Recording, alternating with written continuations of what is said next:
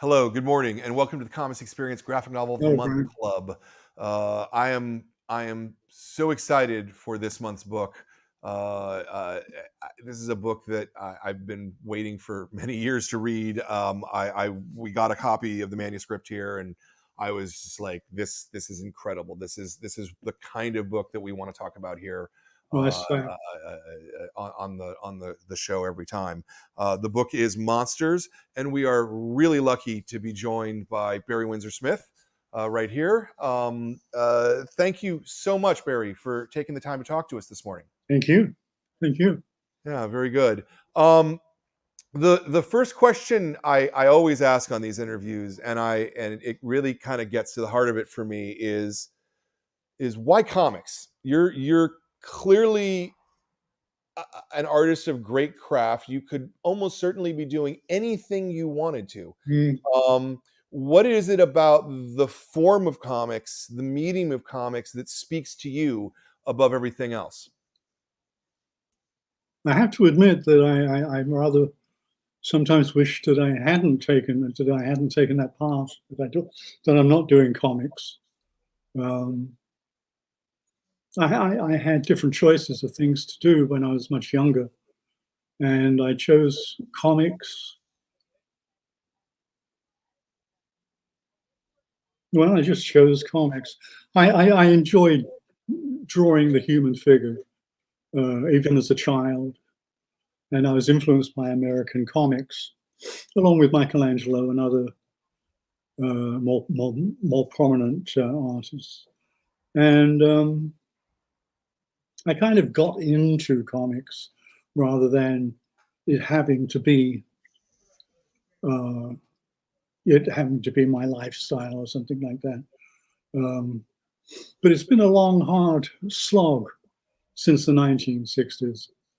Uh, so in many ways, I think I could have found an easier job or an easier thing to do. Yeah, yeah, I can certainly see that. What is it about comics that speaks to you? That what attracted you to it in the first place? What? What attracted you to it in the first place? What, what attracted me? Yeah, Jack Kirby. yeah, He was the. I was getting American comics. They were being sent to England in the 60s, very early 60s, and they were DC comics. Um, my picture just disappeared. Is it supposed to do that? yeah. No, you're Oh, fine. I can hear you fine. okay. And I had grown out of comics. I liked Carmen Infantino and Gil Kane, but the stories were I had outgrown the the stories. Sure. They seemed very silly to me, very paltry, and that should have been around the time that I'd have left comics entirely, um, and I'd have gone elsewhere. I was in art school, learning new crafts and new things, but then Jack Kirby came along. Well, he'd been along all the time, but the Marvel Comics were distributing in England now, or Yeah. in London at any rate. And it was Jack Kirby who inspired me to want to be able to produce wonderful stories and draw the human figure and draw fantasy. Yeah. Um, and at that time, the only kind of comics fantasy that I could see was Jack Kirby. So I actually started drawing like Jack Kirby rather badly. Right. Um, but that couldn't have lasted, um, even though Marvel was very happy to have somebody who kind of drew like Jack Kirby. But I had to change uh, within a year, or within 6 months even. I was no longer drawing like Jack Kirby. Yeah, yeah. You started, as I understand it, that it was fanzine art that got you uh, started on drawing the Marvel stuff. Fanzine art? It was a fanzine. It was like a local. No, I didn't really do anything in fanzines. I There thought there was was there's some covers that you did for an English there magazine was about a comics. British publishing company who were Ah, okay. publishing Marvel comics in black and white, I see. Okay, I'm sorry. and I did back covers for them Okay. of the Marvel characters. Yeah. I was actually in art school at the time, and all me and all my friends, we didn't have any money at all. We were typical starving artists. Yeah. But I was actually getting paid to draw these back covers. I forget how much it was now, but it seemed like a fortune at the time. Um, so it was great. Yeah, so I did that for quite a long time, Yeah. many I'm, months.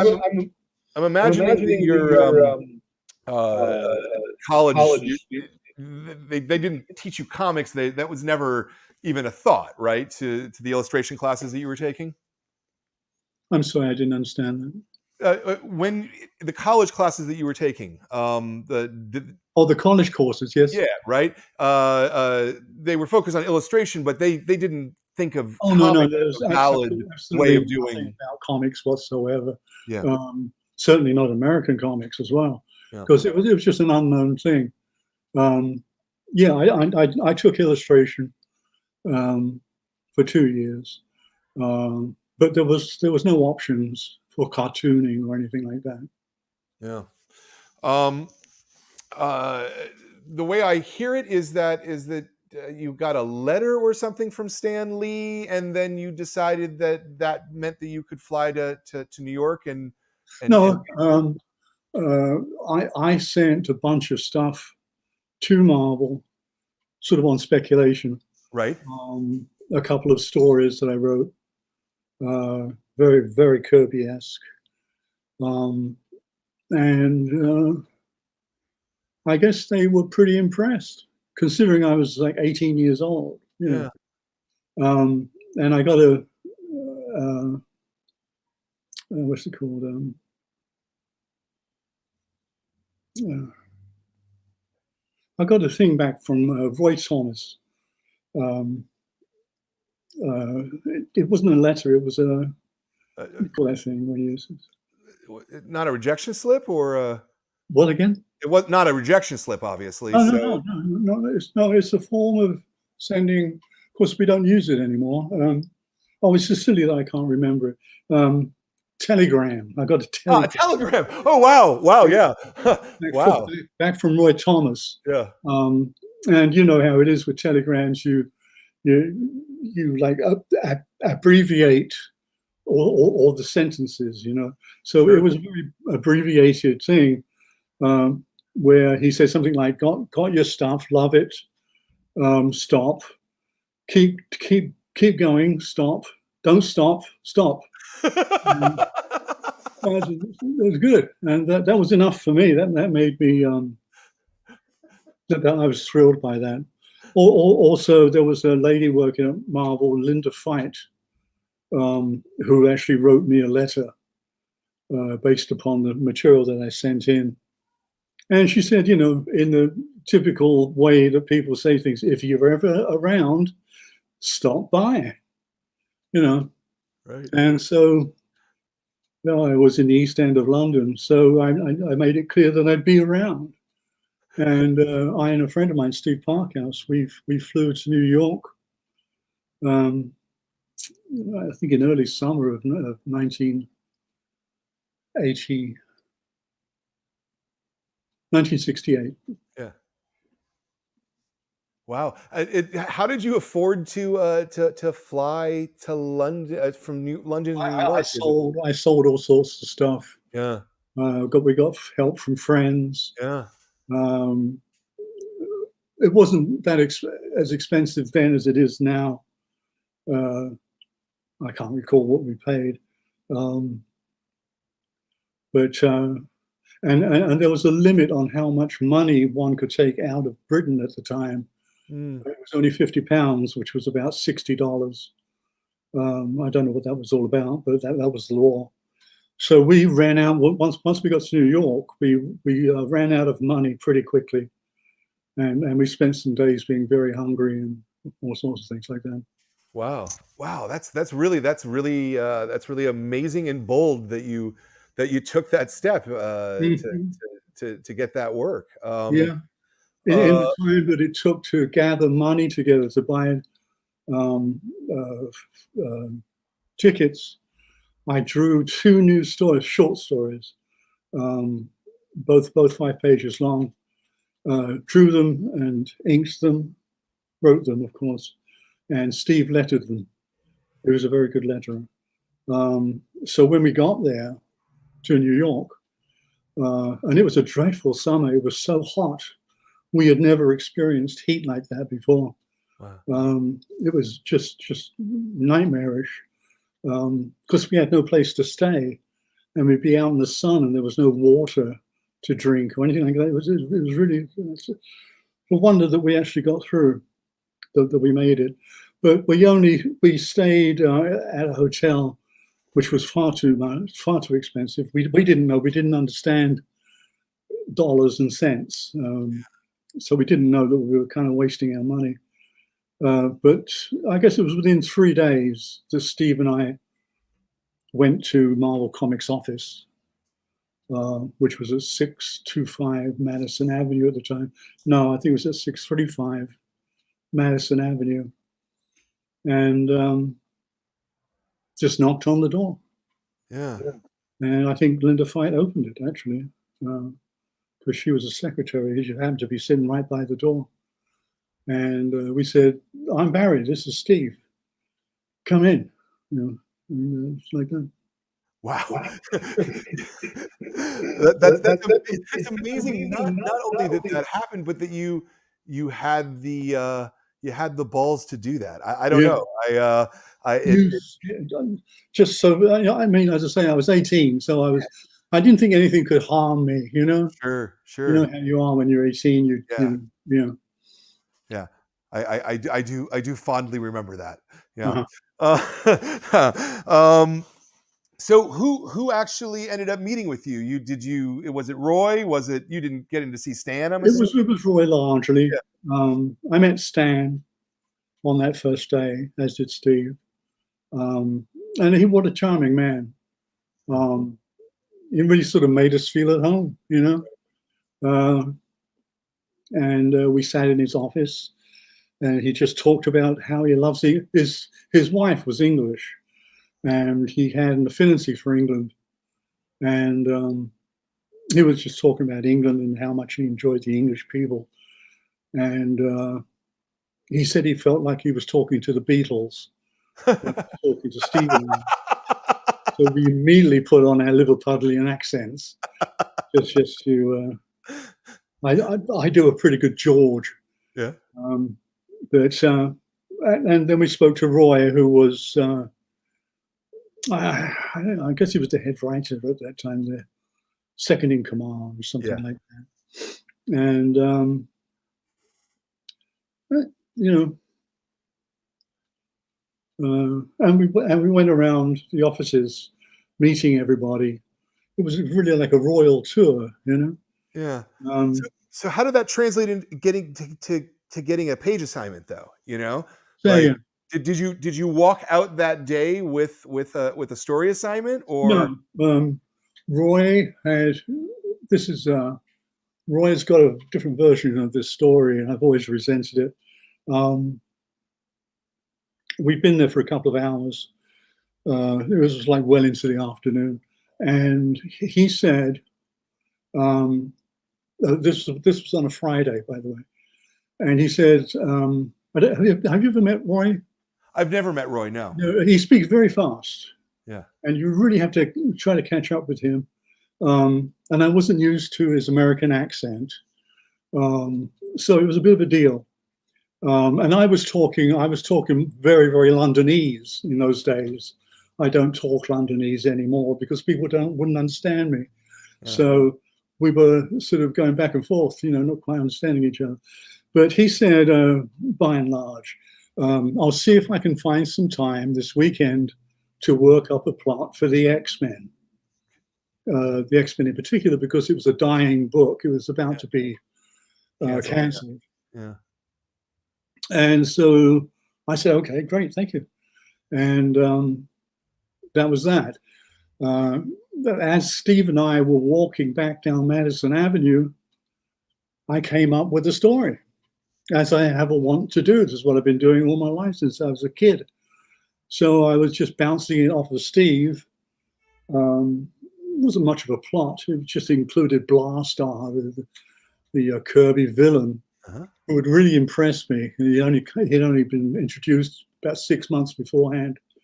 But it was so Kirby-esque, this sort of hairy guy who just blasts his way through things, not for any particular reason, just because he's a Blarstar. That's because his name, Because his name, yeah. You have to blast things. So I had him traveling through the some kind of cosmic portal and ending up in the X-Men's place of business.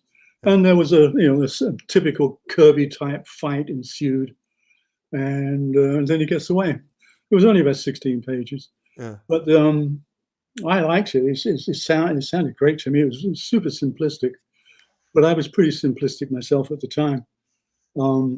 So with paper that Linda Fight had given us, that weekend I drew the entire story. Wow.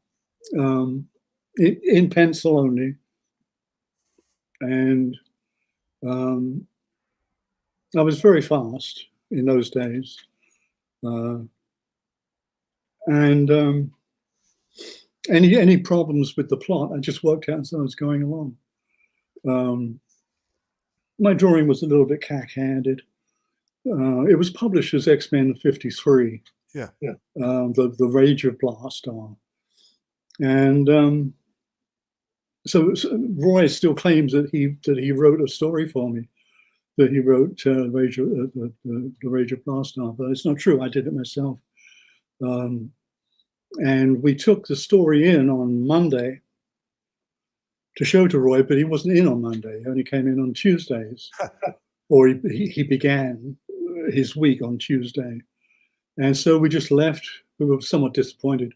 So we just left the work there. Steve had written up a script. Had to do it by hand. We didn't have a typewriter. So we left it there on his desk. And we went back in on Tuesday. And I mean, I was really hoping that Roy was going to be so impressed that, this 18-year-old kid turns up and he just writes stories. Yeah. I mean, what it is usually is that the fans turn up and they've got a drawing or two, sort of like pin-ups of Mr. Fantastic or whatever. But I wasn't doing that.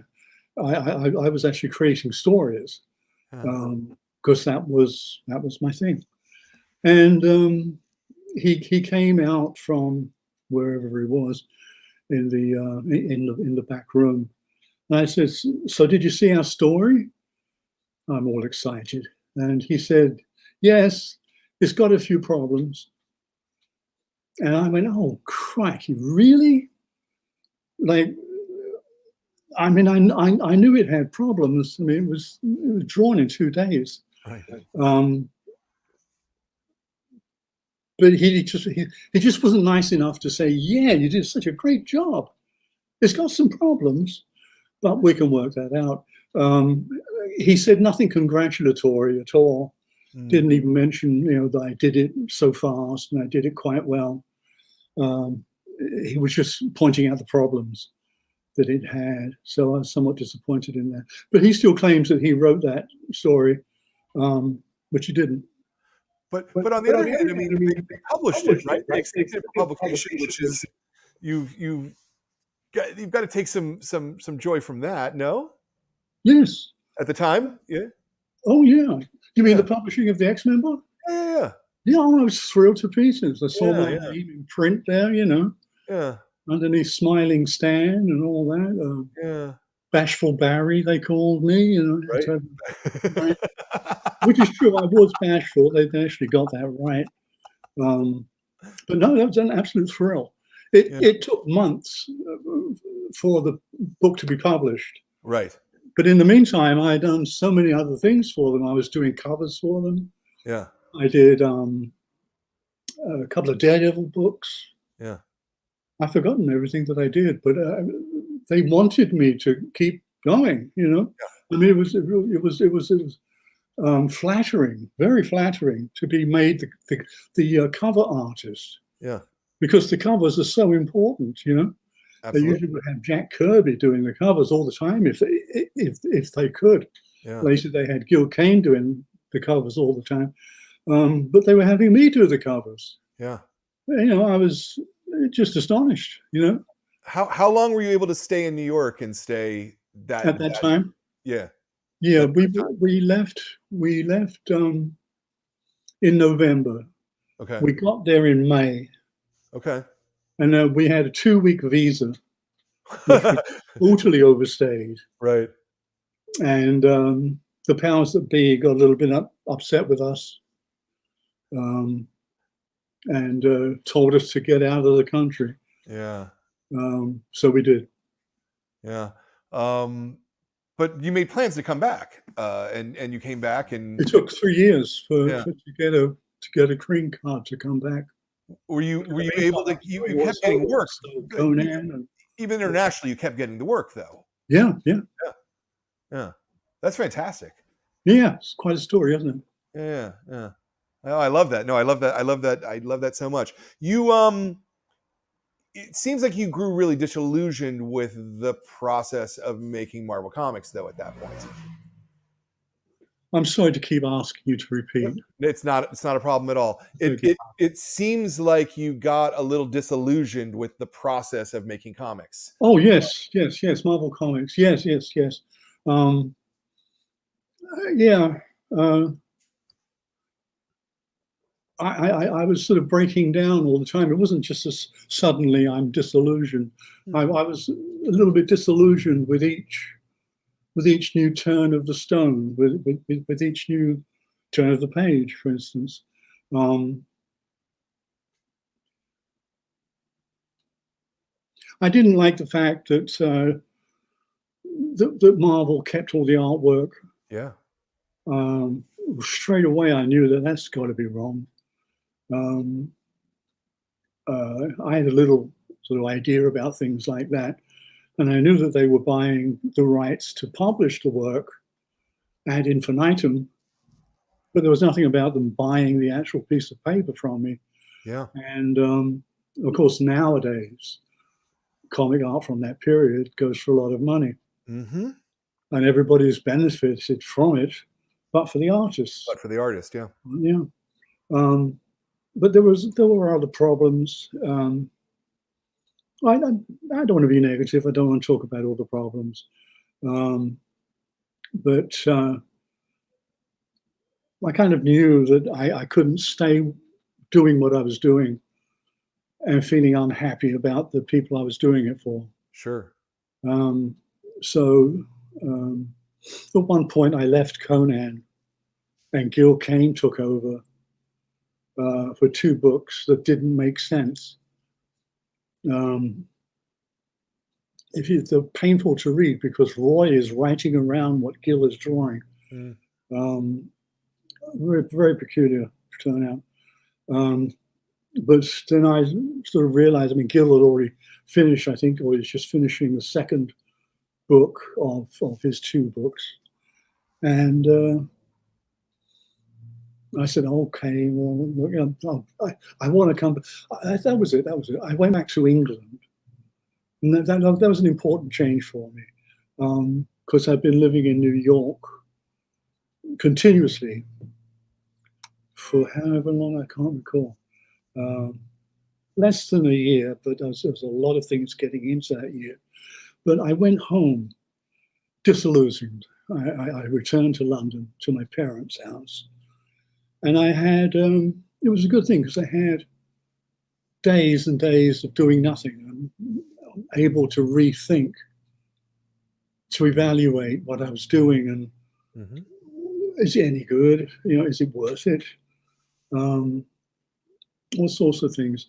And it was that change. I guess I was there for a month or more. It was that change of having a pause to reflect on what I was doing. When I came back to Conan, when I literally came back to America and I came back to Conan, my drawing style was different. Yeah. It had changed quite radically. And I was very pleased about that. And I carried on for whatever it was, 6, 8, 7 books more, until I got once again more and more distracted or disillusioned, and I ended up into the series with The Song of Red Sonja. Yeah, yeah. But it's a beautiful issue too. Gosh. Thank you. I don't want to talk too much about Marvel Comics, but I do have one question I'm just dying to ask you. You inked Kirby for 10 pages in what wasn't really a very good comic, the Captain America's Bicentennial Battles. Centennial Battles, did you say? Yeah. Was that a thrill to you to be able to ink Kirby? You know, because he's the way you came into it, or at that point, you know, had your perception changed? I was in a strange state of mind because I was ill at the time that I did that. Herb Trimpe, was living in England with his wife and child, and he was supposed to be inking all of it, but he knew that I was down on my luck, so to speak, because frankly, I had cancer, and I was being treated in London for cancer. Quite an ordeal. So Herbie, being thoughtful, sent some of these Kirby pages up to London. He was living in Cornwall, so he sent some pages up to London to where I was, saying, "Hey, do you want to ink these? Make a little bit of money, not much, but a little bit." And I was actually pleased to do it, not just because I was actually making some money, but hell, it was Jack Kirby, you know. And I didn't have any equipment with me, any art equipment. I didn't have my pens or my brushes or anything like that. So I had to go to what's called a stationery store, which was just a tiny little Edwardian building just around the corner from the cheap hotel I was staying at. And I bought what they call mapping pens. But some were for writing, and they weren't made to work as an inking pen. They didn't have that kind of property to them. But I couldn't find a decent brush anywhere. And the ink that I used was actually bottled ink that you put in a fountain pen. And so the first few pages of that Captain America, I was trying to ink like Joe Sinnott, because I adore Joe Sinnott. And seeing all these other people inking Kirby, it's been said, and probably quite rightly, nobody can ruin Kirby, or anybody can ink Jack Kirby. It's because he's so there. Vinnie Coletta or Chick Stone, for instance, two opposites when it comes to inking. They couldn't ruin Kirby, even though I think they both did very good jobs. But there was a lot of other people inking that book. Sid Shores, I think, was one. And so I wanted to sort of tip my hat to Joe Sinnott. And the first, I think, 2 pages, I inked with my funny little English pens. I think they were school pens. I think they were made kids in school. I inked the drawings as if I was Joe Sinnott.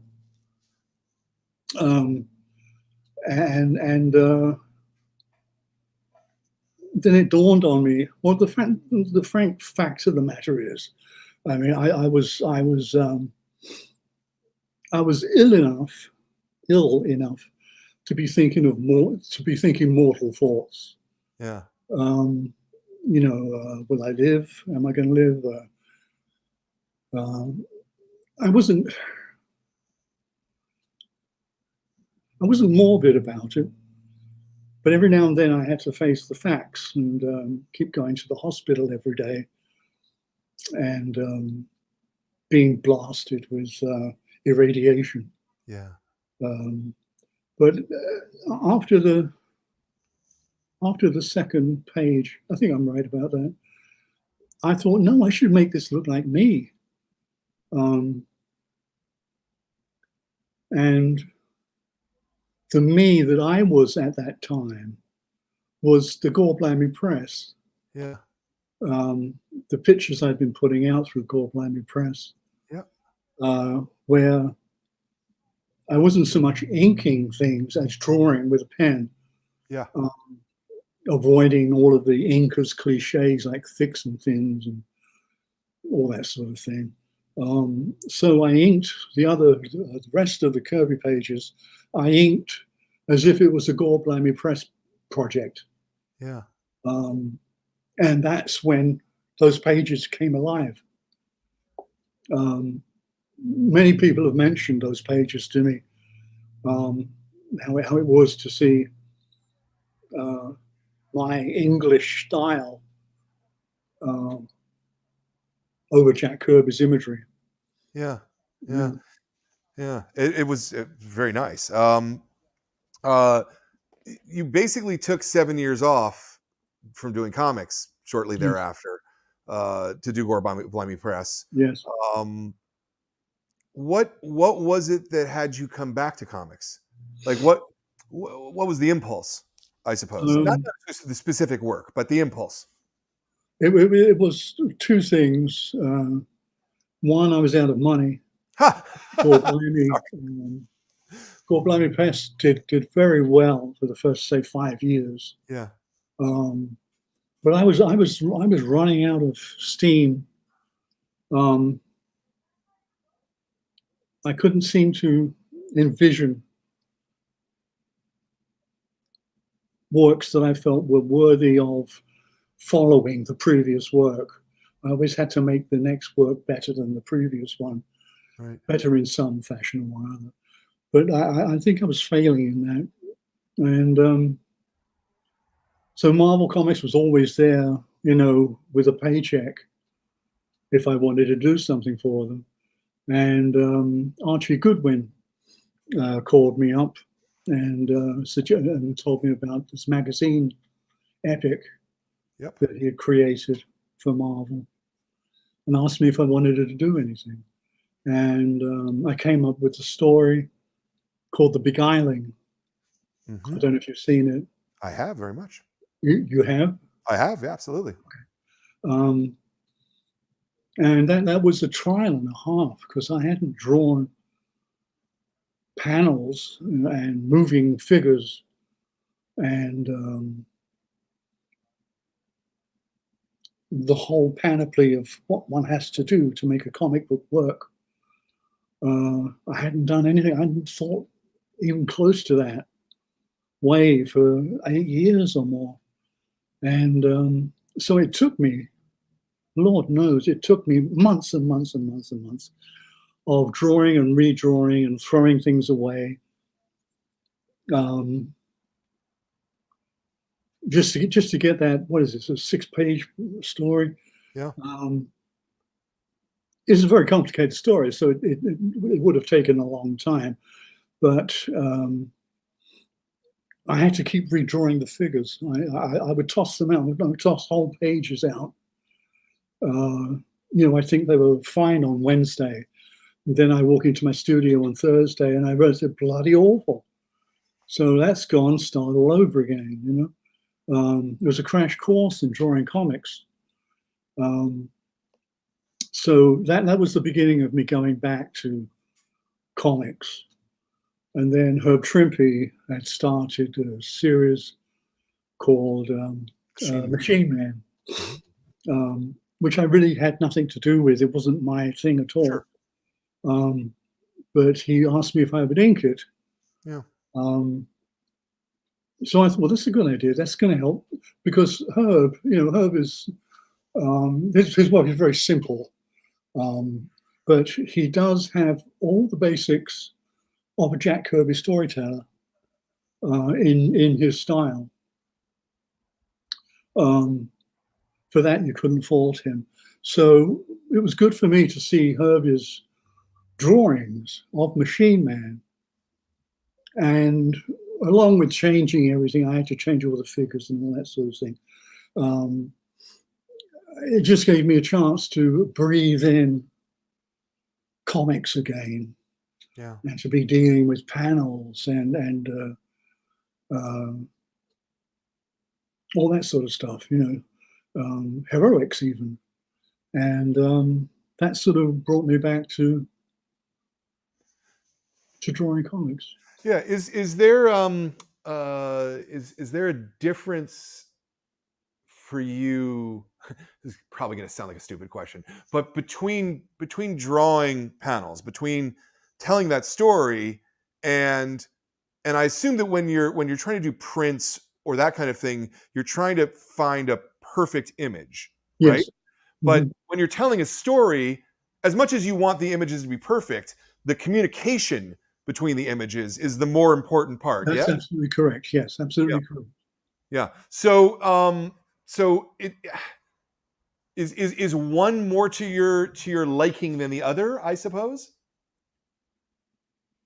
No, no, I uh, enjoy the challenge of either way. Mm-hmm. Uh, After Machine Man, I started doing more regular work. Sure. Can't remember what now, to be honest. Um, Weapon X came out shortly thereafter. yeah, prompt me. Yeah. Well, there was Weapon X. There were the 4 issues of X-Men that you did. Uh, Oh, right. I was doing those in betweeners. Yeah, yeah. yeah. That was marvelous to be able to because I was improving in leaps and bounds, um, and a whole new style of drawing where everybody was long and thin. Yeah. My long thin period, uh, and I was just intrigued because Chris gave me a précis for a story. He didn't give me a full blown story. And I was enjoying being able to reason out what this character would do, Yeah. and why would she do it that way, and all that sort of thing. Uh, Always in collusion with Chris Claremont, and those were actually comics that I enjoyed doing. Yeah. Um, I think it shows. and then, of course, Weapon X. Um, I had nothing to do one afternoon. Uh, One summer afternoon, I was just I just finished an X-Men. I guess it was the last X-Men that I did, and I had done a cover of it's all red of Wolverine Logan in a chamber with pipes and buttons and wires all around him. He's raising his arm up so you can see his claws. It was quite an effective cover. Everybody loved it. And from that cover came Weapon X. Huh. Um, just seeing Logan in that situation, I mean, who put him in that place? Where do these wires go to? What are they doing? They look like vacuum tubes. And so I just devised Weapon X Yeah. out of that cover, and I enjoyed drawing Weapon X. I had complete free reign. I wasn't. Marvel Comics didn't even know about it. I don't have much patience for editors. Mm. So it's not as if I called an editor up and say, "Look, I want to do this Logan story. Is that all right with you?" I'm sure they would have said no. Hmm? I'm sure they would have said no. Probably, Right? but Like the origin of Wolverine. No, no, no, no. You can't do that. You can't just do that. yeah, What? I just I don't like to ask people. Is it all right if I be creative now? You know, and I don't like people telling me what the laws are and how I must comport myself. And more than any number of things like that.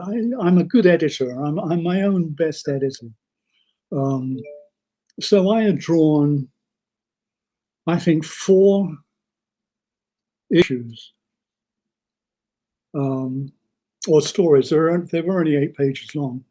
Right. Um, yeah, I'd done 4 at that point, and I'd got all the things I wanted Weapon X to be represented in those 4 pages, both visually, the characters, the professor, Miss Hines, Yeah. and all that, and the way they spoke to each other, um, and they were pretty solid characters, and because Logan didn't say a word Yeah. throughout the story.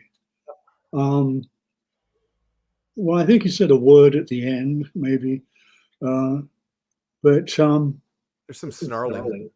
snarling. Yeah. So the story needed these characters, the professor, Dr. Cornelius, and I didn't know that Cornelius was somebody's name from Planet of the Apes.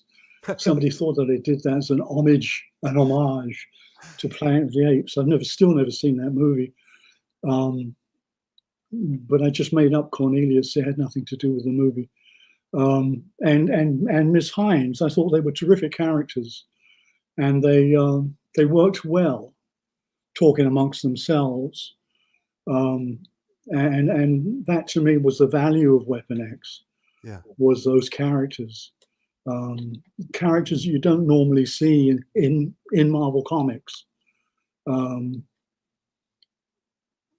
Character work in modern comics or in comics then is usually pretty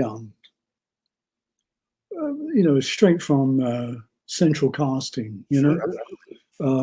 Everybody talks the same.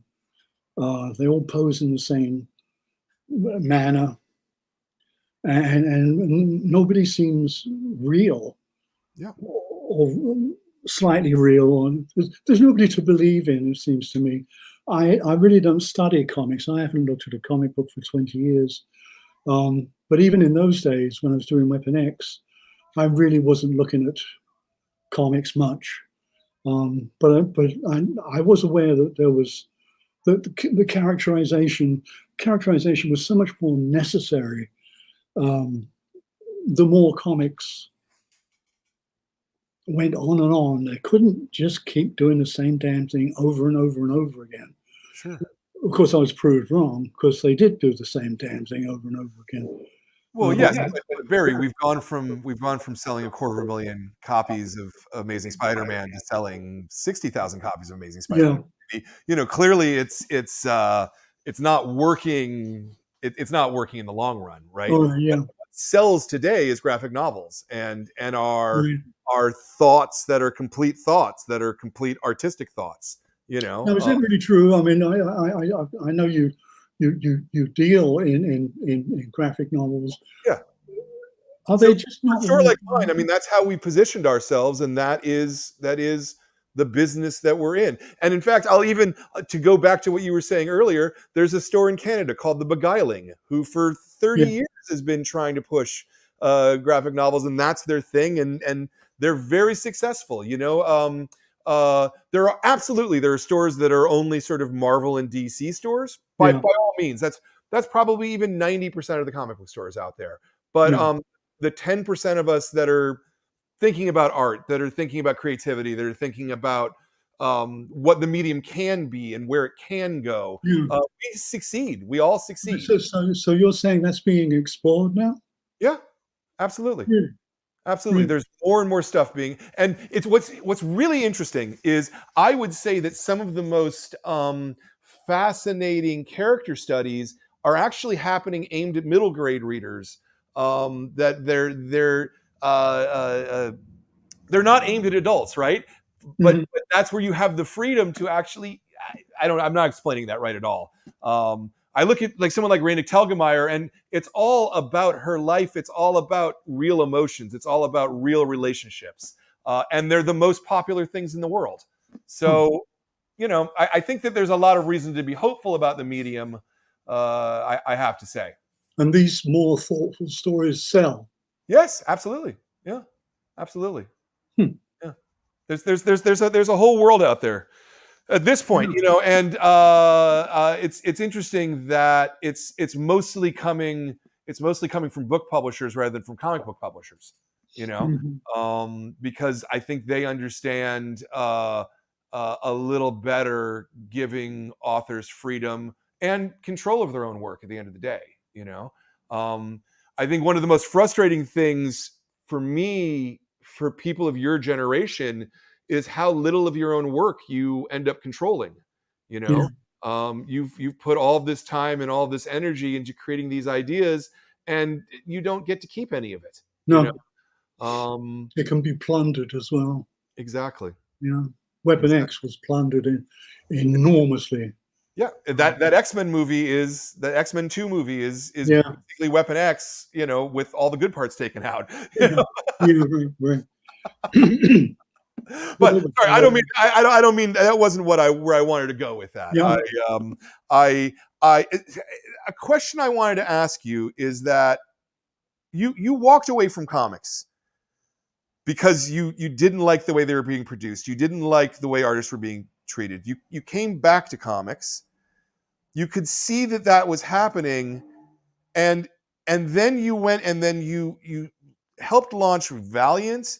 You did a bunch of work at the Ultraverse and in Right. both cases you lost your rights again. I Yeah.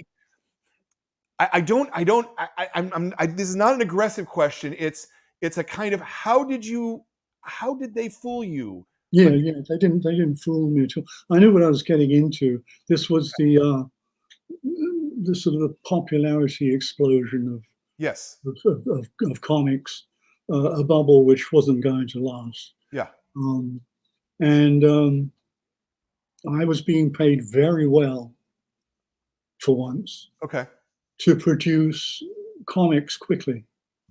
And what I did, for instance, with Ultraverse was I just leaned on my capacity to draw superhero figures, yeah, um, quite dynamic superhero figures and all that sort of stuff. Uh, and and uh, and my capacity to make it all run together into a story. Um, with Valiant, um, I quit Valiant. yeah, I just walked out on Valiant. But I did enjoy writing and drawing Archer Armstrong, which I thought was quite a step forward for yep, comics.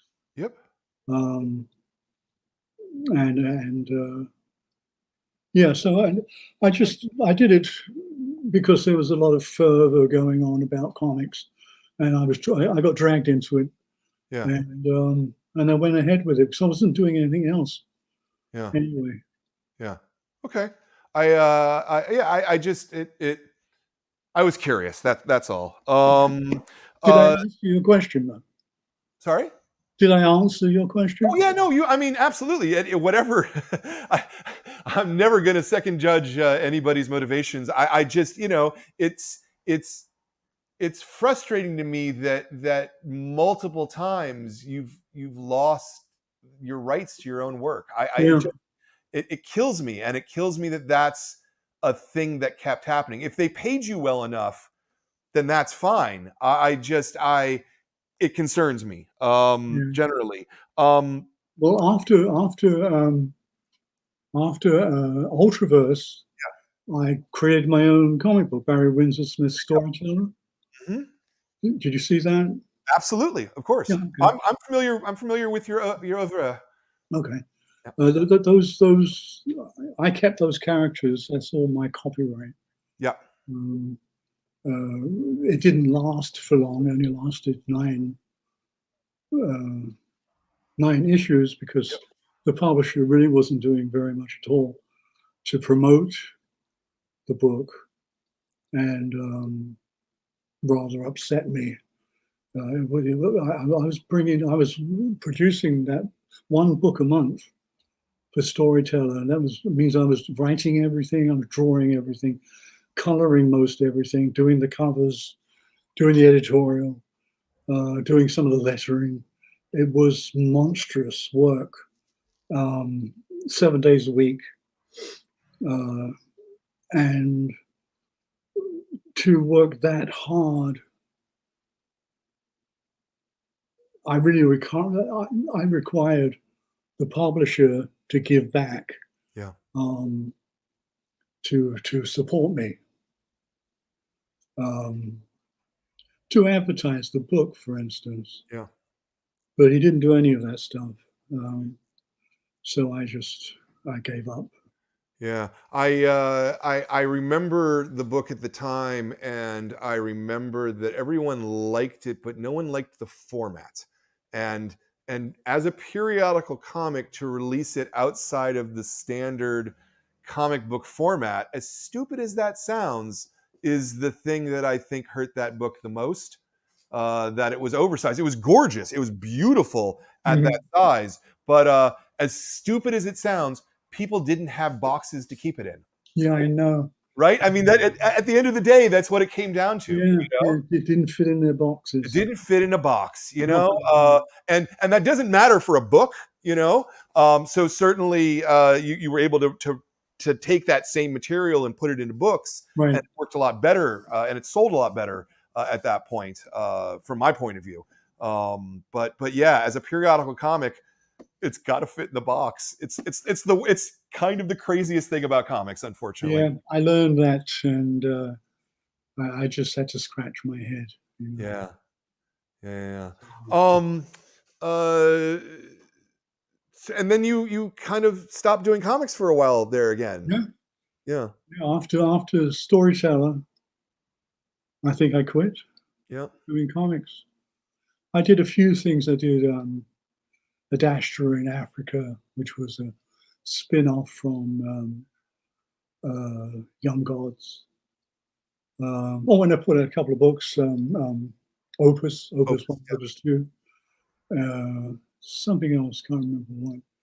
But by and large, in drawing comics, I've been drawing monsters, yeah. trying to sort out the story that's 30 years old and is so complex. Um, and I didn't want it to be complex to the reader. I wanted it to be easy for the reader, Mhm. um, whilst not making it simple by any means. So yeah, I forget how many pages there is in this book. Yes, over 300, Book 364. It looks like three. No, sorry, I missed one. 367 there. Yeah, it's big. It's a lot of it's a lot of pages. there, there, And there's another 30 odd pages which weren't published in the book oh wow. because I edited them out. Uh huh. It was part of the way of making the story Tighter. understandable, Yeah. and enjoyable. Yeah. Um, so I was just taking stuff out. I was cutting out um, panels, and I'd put a new piece of paper in and draw another panel over the top of it, or I just throw out whole pages altogether. Um, and most of these were finished pages, completely lettered and everything.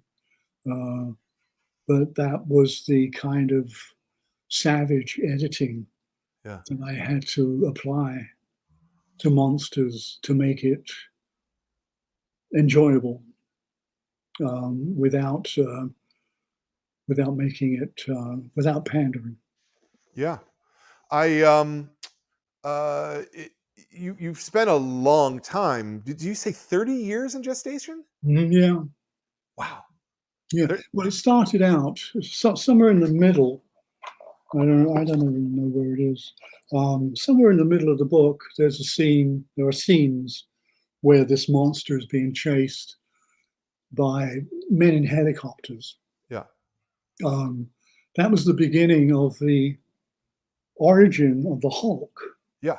because it was supposed to be the origin of the Incredible Hulk, and it started out that way with the helicopters and all that sort of stuff. Um, why am I telling you that? Yeah, so I had to add stuff on and take stuff out. Yeah. There was it was about 30 pages originally, whilst it was still the Hulk. Yeah. Uh, there are characters in there that you can see were changed from the Hulk characters, like General Roth, Yeah. and changed him to General Ross, Yep. vice versa. The other way around, but yes. The other way around. Right, of course, yeah. Yeah. And there's things like that, you know.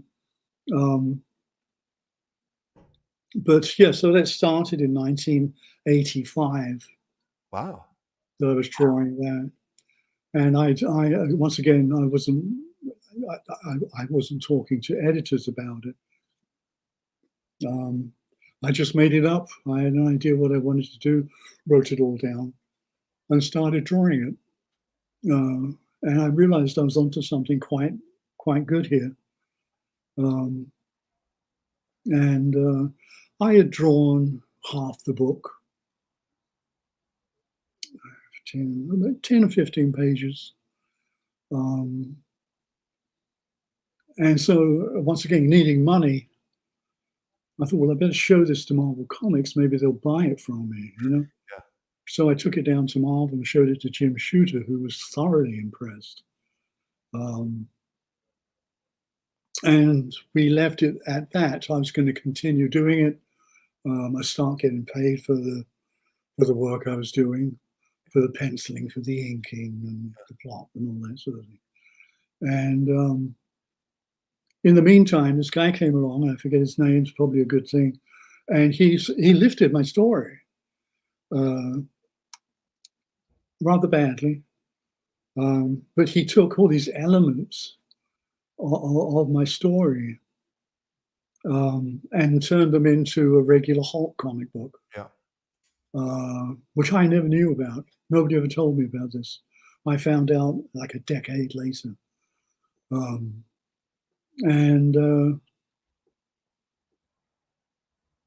and that's what happened to the Hulk.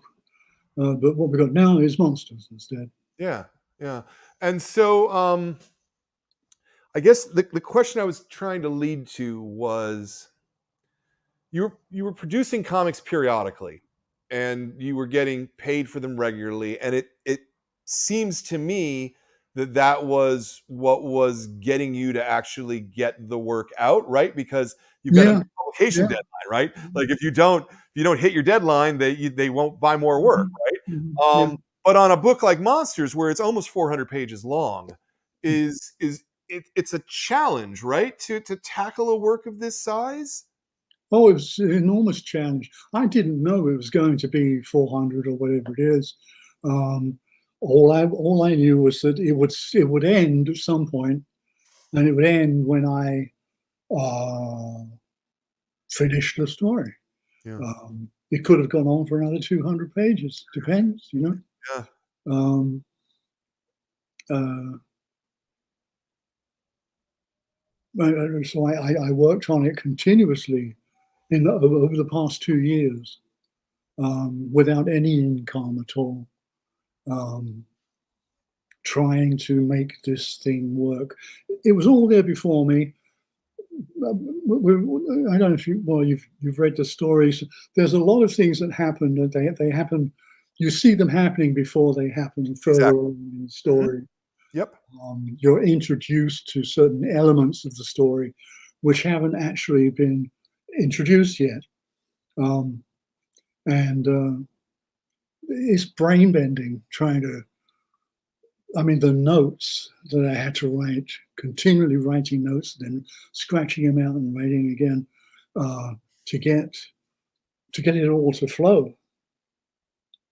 That took 2 years of continuous work Yeah. to sort that out. There were several times when I thought I had sorted it out. I thought I was doing quite well, looking forward to publishing it and such like that. But then, I'm a terrible self-critic, and at some point I would read what I wrote last week and say, oh, geez, I don't know.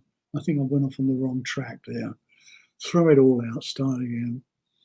So, so that's how come there's so many pages of monsters that haven't been seen by the public. Yeah.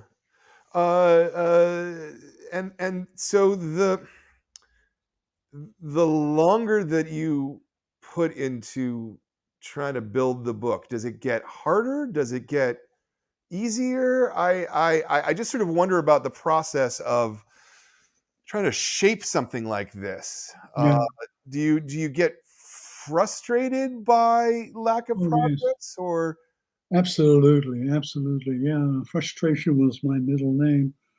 Um, yes, all of the bad things you can think of. The tearing of hair, the frustration, the screaming at nobody in particular, the throwing of the telephone, um, all those kind of crazy things. Uh, I was doing all that over a period of years. Um, yeah, working alone, yeah, um, without a second opinion, not being able to turn to somebody and say, "Can you sort that out? Because I can't figure it out," yeah, or something like that. Um, it was creating monsters was not an enjoyable undertaking. Um, it was very, very, very difficult, yeah. and But well, but now that it's here, yeah, you're happy with it, yes? I am. I You feel should. slightly divorced from it, Okay. but there's nothing in there at this time that I'm unhappy about. Okay. Okay, Yeah. that's good. That's good. I like that. I no, I think it's complexity, and the personal relationships, and that's not even talking about like the craft portion of it. The narrative, I enjoyed your flow very much, and I thought that it very much it's worthy of what it is. Thank you. Yeah, for what that's worth. Um, let's maybe talk about craft a little bit. Um, when you have a blank page in front of you, how do you know what you want to do? You must have asked every artist that you meet, right? Sorry, I'm sorry. Say that one more time. You must ask every artist that you meet the same question. Yes, no, I sort of do, and Yeah, everybody gives me a also slightly writing. different answer as well. You've So got a blank sheet of yeah, typing paper there. yeah, What do you do now? yeah. Um,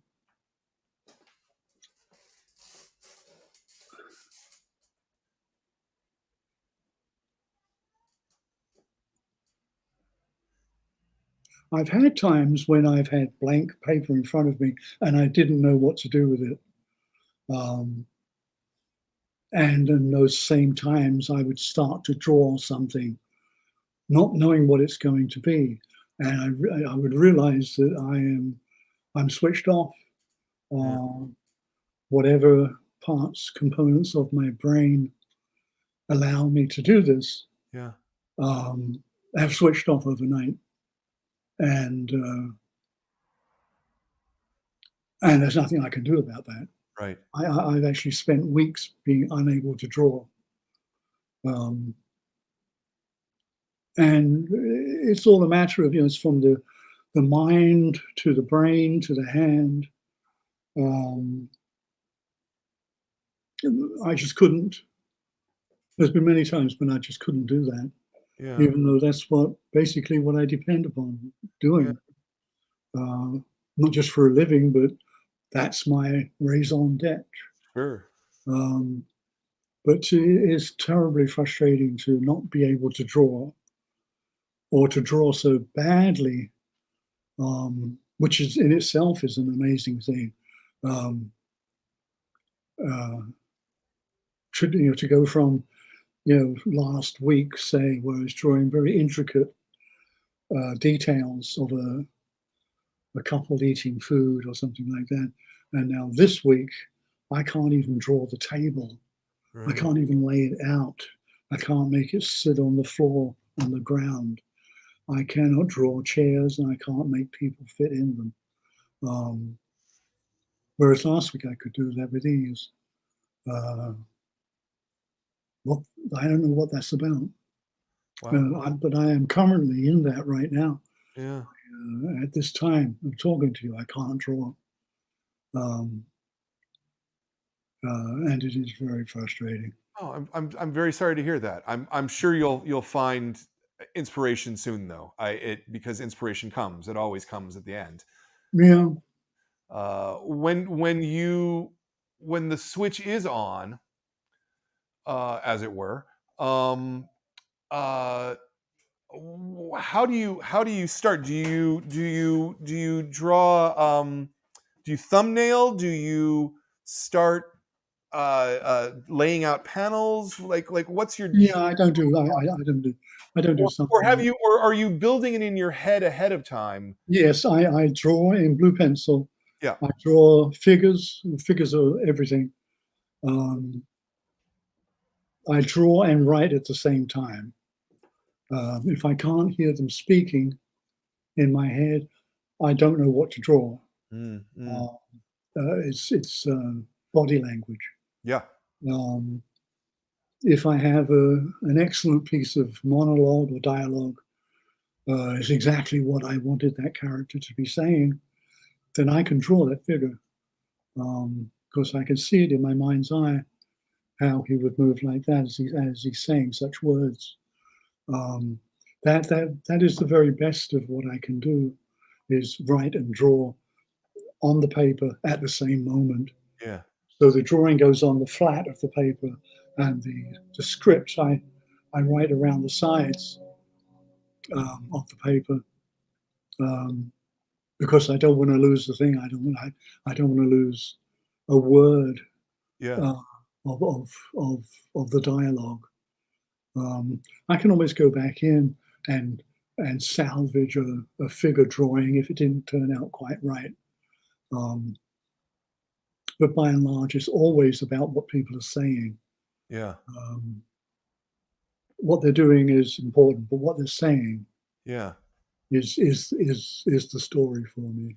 So you're not writing yourself a script. You're just sort of letting it flow as you sit down at the table. Am I getting that right? I'm sorry.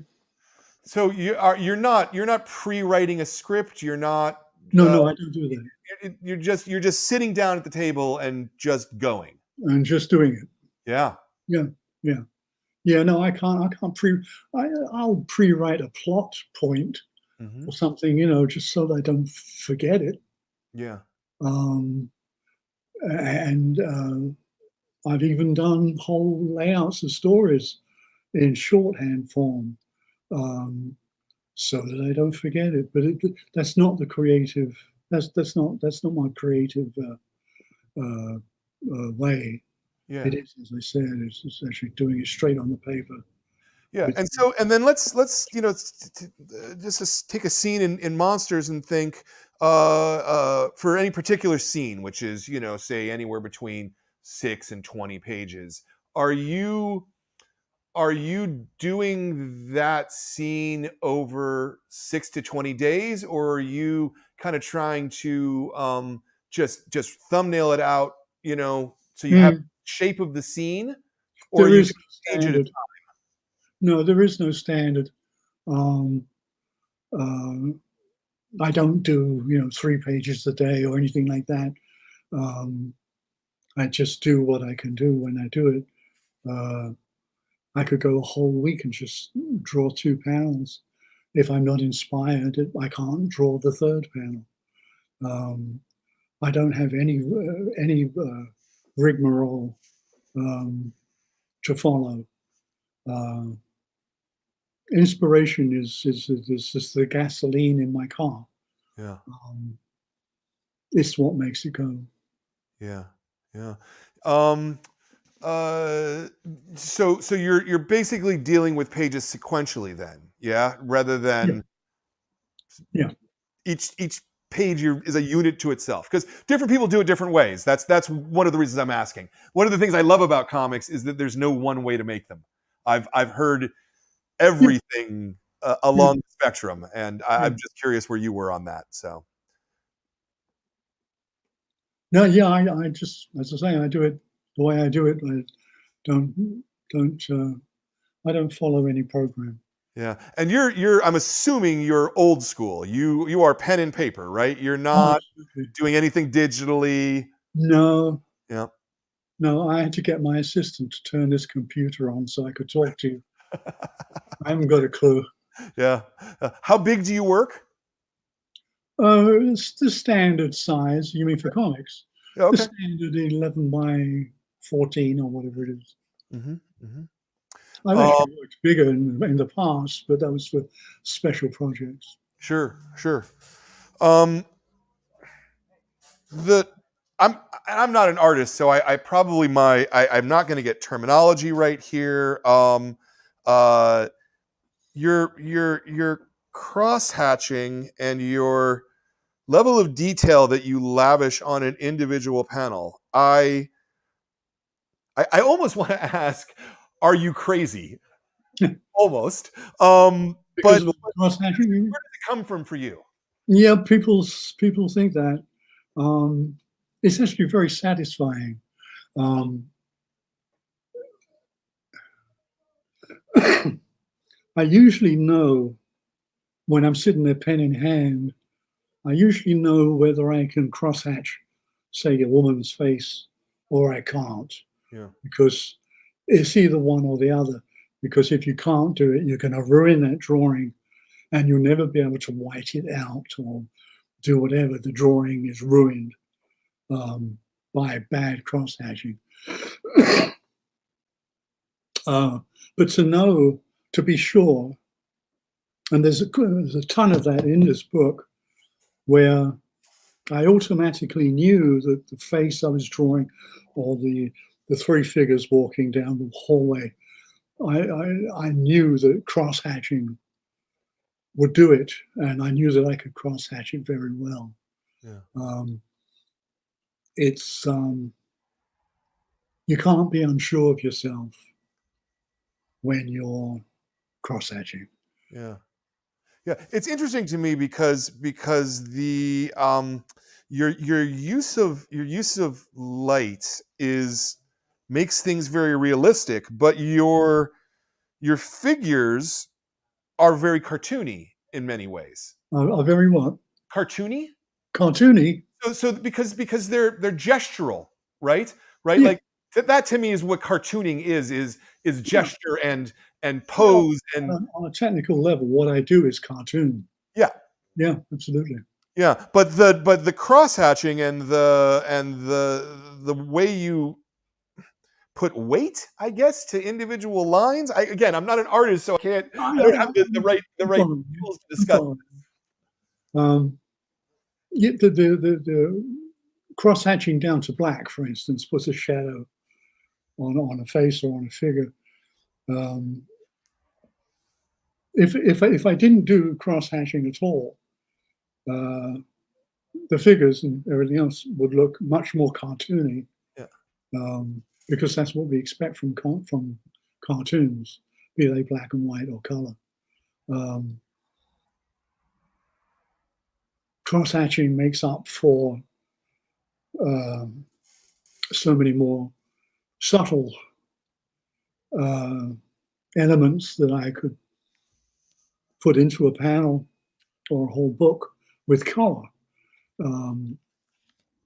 In fact, the story was supposed to be in color at first, way back in the 80s, Yeah. because it was going to be a Hulk comic. Right.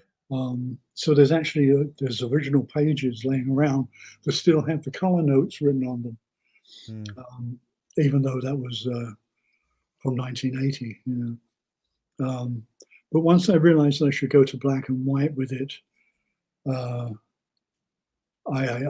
realized that cross hatching was the way to go. There are other artists who wouldn't touch cross hatching. I'm thinking of the guy who does Hellboy. Yeah. What's his name? Mike Mignola. Huh? Mike Mignola. Mike Mignola. Brilliant use of black. Yep. No feathering, no gradation, nothing like that. Just splash, black, black, black, stark white, stark white. I love that.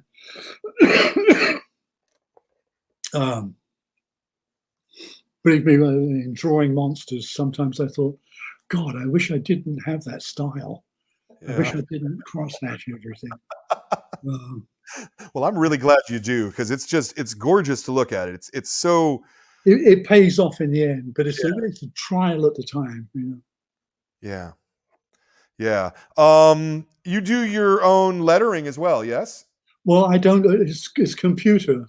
Okay. It's on a computer, but it is my lettering. It's your handwriting. Yeah. Yeah. It's called Storyteller. Okay. Yeah. Very good. And are you laying out your own balloons and things as well? Yeah, absolutely. Yeah. Oh, just making sure. Well, that's so important. So important. So after you've drawn a page traditionally, you then scan it in. Is that your process? No. No. What do you mean scanning? But after the artboard, the physical artboard, do you scan it into the computer to lay the lettering over it, or No. Are you... This is old fashioned. Oh, you're printing them out and pasting them up with scissors. Love it. No, I love it. I love it. Just making sure. Yeah, this could be back in the 1940s, you know. Yeah.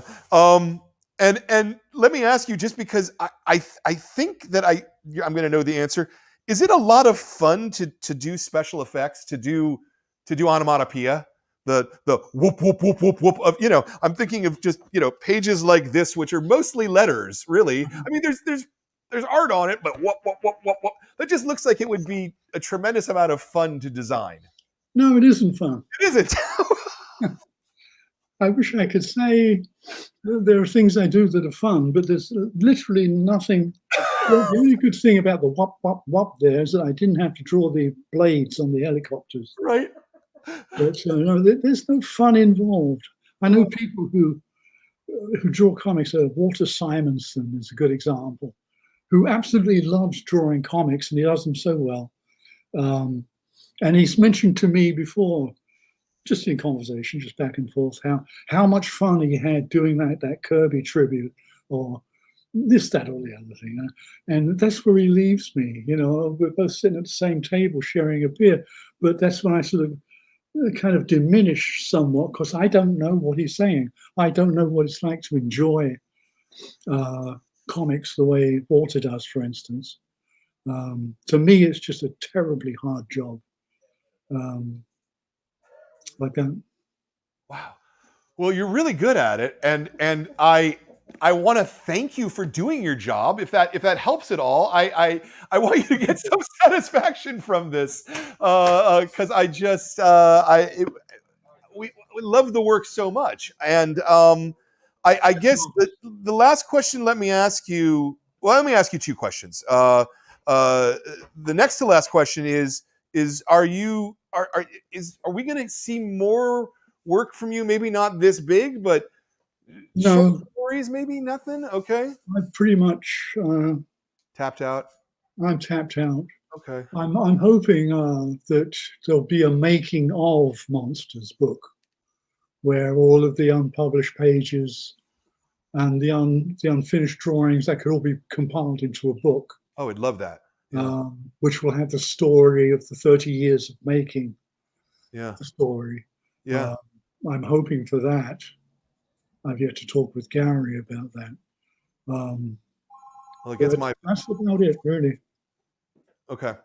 And then my last question, and I'm sorry that phone's ringing at this door. My last question will be this: there's a lot of writers, a lot of artists who watch our video series to learn about making comics and doing comics.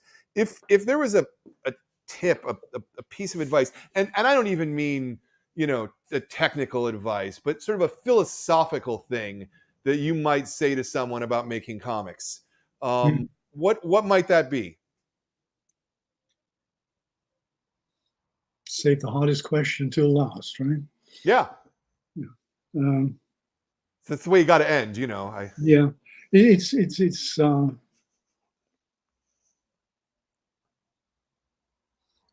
the answer is all over the place. If you want to learn to draw comics, go into the commercial comics and try to draw them better than they're being drawn already. Try to learn how to make characters different from each other so that you can actually call them characters. If you're taking over a series from somebody who's drawn it before, take note of what that person has done, but make the characters your characters.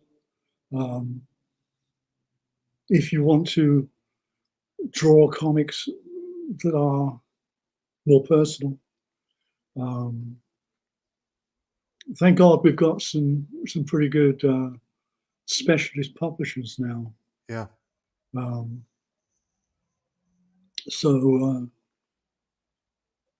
you really have to have a fire in the belly to want to draw comics, unless you want to draw them badly, which is a walk in the park. Yeah. I don't know about a walk in the park, but yes, it's most comics are drawn badly and are not done well. I'm sure they're enjoying doing it. Yeah. No, absolutely. I want to thank you for taking the time to talk to us today. I really, genuinely, from my heart, I appreciate the fact that you were willing to make this time for us. I thank you very much, Brian. Yeah. Hopefully, this has been an enjoyable conversation for you. It's been pretty good. Yeah, we really like your work, and I'm so glad to be able to present this book to readers and viewers. Thank you for doing it. And it's such a great piece of work. I've been saying that we're only a third of the way into it, but I'm certain that this is the book of the year this year. That's excellent. Thank you. It just is. So thank you so much for your time. Thank you. If you're sitting at home and you're watching this, and you want something to read, this is a book that you want to read. You want to read Barry Windsor-Smith's Monsters. It's published by Fantagraphics. Your local comic shop should have it. We can sell it to you too. We have signed copies, but it doesn't matter who you buy it from. Just go and get a copy of it, because this is a masterful work by a master artist. Thank you. Thank you, Barry. Thank you, Okay. and thank you for your time. And then for everybody else, tomorrow, we're actually back here tomorrow, believe it or not, where we're talking to Neil Gaiman, Paul Levitz, and Karen Berger about Sandman, for the Classics Graphic Novel of the Month Club. And really, that's all the plugs I have for you. We're going to end the show here. Thank you for your time, and we hope you enjoyed the show as much as we enjoyed making it. Thanks so much, Brian. Bye-bye.